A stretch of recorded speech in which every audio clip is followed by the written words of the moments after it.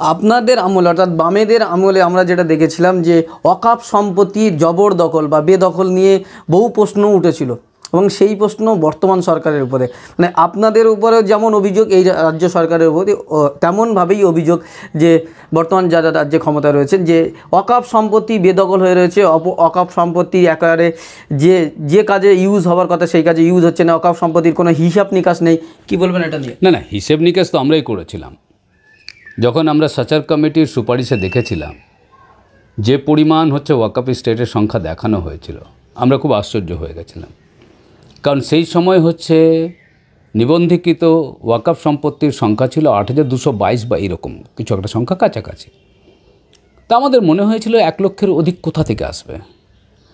আমরা এর জন্য হচ্ছে ৭২ লক্ষ টাকা দিয়ে তখন হচ্ছে ল্যান্ড অ্যান্ড ল্যান্ড রিফর্ম ডিপার্টমেন্টকে ভূমি সংস্কার দপ্তরকে আমরা দায়িত্ব দিয়েছিলাম। ৭২ লক্ষ টাকা খরচা হয়েছিল, পুরোটা সার্ভে করা হয়েছিল। সার্ভে করার পর আজকে এই যে দেখছেন ২৬,০০০-এর কাছাকাছি ওয়াকফ সম্পত্তি, এইটা পুরোটা সার্ভে করে আসার ফলে বাইরে আর কিছু নেই এর বাইরে। দ্বিতীয় কথা হচ্ছে যে ওয়াকফের ক্ষেত্রে আপনি দেখবেন না যে গলফ ক্লাব, টলি ক্লাব, সোয়ালিস বিল্ডিং সবই তো আমাদের আমলে উদ্ধার হয়েছে, মামলার মাধ্যমে আমরাই উদ্ধার করেছি।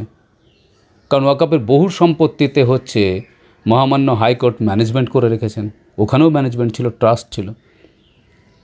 বরং আমরা অন্যভাবে ওই মামলায় হচ্ছে যে প্রবেশ করেছিলাম। আমি তখন ওয়াকফ বোর্ডের চেয়ারম্যান এবং মন্ত্রী দুটোই।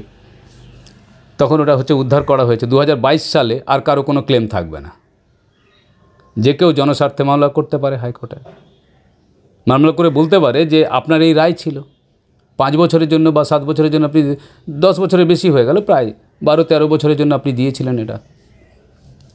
মামলাটা খুব সম্ভবত ২০০৯ এরকম সময় হয়েছিল, ১৪-১৫ বছরের জন্য দেওয়া হয়েছিল। কারণ তখন তারা এটা বলেছিলেন ভালো ক্লাব নেই, ভালো গল্ফ খেলার মাঠ নেই, আমাদের রাজ্যে শিল্প হচ্ছে, তাহলে এই দুটো খুব জরুরি। যেরকম ধরুন দিল্লিতে 5টা গল্ফ ক্লাব আছে, আমাদের রাজ্যে ওই রকম নেই, তারা বলেছিলেন। তখন হাইকোর্ট একটা রায় দিয়েছিল, যারা 67, 68, 70 থেকে 1 পয়সা দিচ্ছিল না, এমনকি হচ্ছে প্রাচীর তুলে দিয়েছিল। আশেপাশের লোক ওখানে ভেতরে একটা মসজিদ আছে, নামাজ পড়তে পারতো না, জুমার নামাজ। বহু অভিযোগ আসতো, এর ফলে সেই সমস্যার তো সমাধান হয়েছে। এখন ওয়াকফ সম্পত্তি প্রায় আমি চিহ্নিত করে এসেছিলাম, প্রায় 10 থেকে 12টা আছে।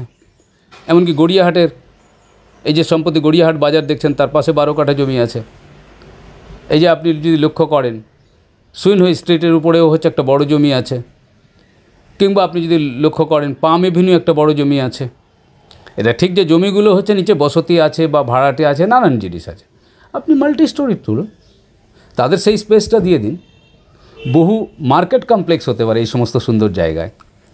কারণ সংখ্যালঘু মুসলিমদের মধ্যে, বিশেষ করে মহিলাদের মধ্যে জরির কাজ, হাতের কাজ, নানান ধরনের কাজ করে। তো গড়িয়াহাটের পাশে যদি একটা সুন্দর ছোট ভালো জায়গা, যদি 12 কাঠা জমি তো ছোটো নয়, যদি করতে পারে, তাহলে তো তাদের হচ্ছে যে একটা জায়গাও হয়, কর্মসংস্থানের একটা ব্যবস্থাপনাও হয়।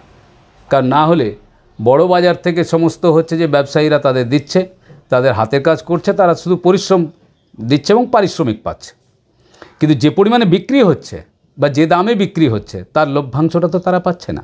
তো ওরা তো সরাসরি নিজেরাই করতে পারে, এখানে তো কোনো অসুবিধা নেই। এর সঙ্গে সংখ্যালঘু উন্নয়ন বিত্ত নিগমকেও আপনি যুক্ত করতে পারতেন।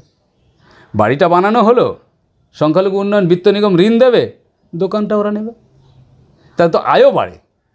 এরকম সম্পত্তি আমি তো বললামই প্রায় 10-12টা চিহ্নিত করে এসেছিলাম উন্নয়নের জন্য। আমি তো বললাম এই সরকার কিছু করেনি। আমরা কিছু করতে গেলেই তো সেই সময় বিরোধী দল হিসাবে তো ধ্বংসাত্মক একটা রাজনীতি হতো। এখন তো সেই সমস্যা নেই। এখন দরকার হলে সব রাজনৈতিক দল মিলে একটা কমিটি করুক না, বিধানসভার প্রতিনিধিদের নিয়ে, যাদের প্রতিনিধি নেই তাদের থেকে চেয়ে নিন, প্রাক্তনদের নিয়ে নিন, কিংবা চিফ সেক্রেটারির নেতৃত্বে একটা কমিটি করুন না, কমিটি করে এই ওয়াকফ সম্পত্তিগুলো কীভাবে উন্নয়ন করা যায় তার ব্যবস্থা করুন। সেদিকে তো তাদের নজর নেই।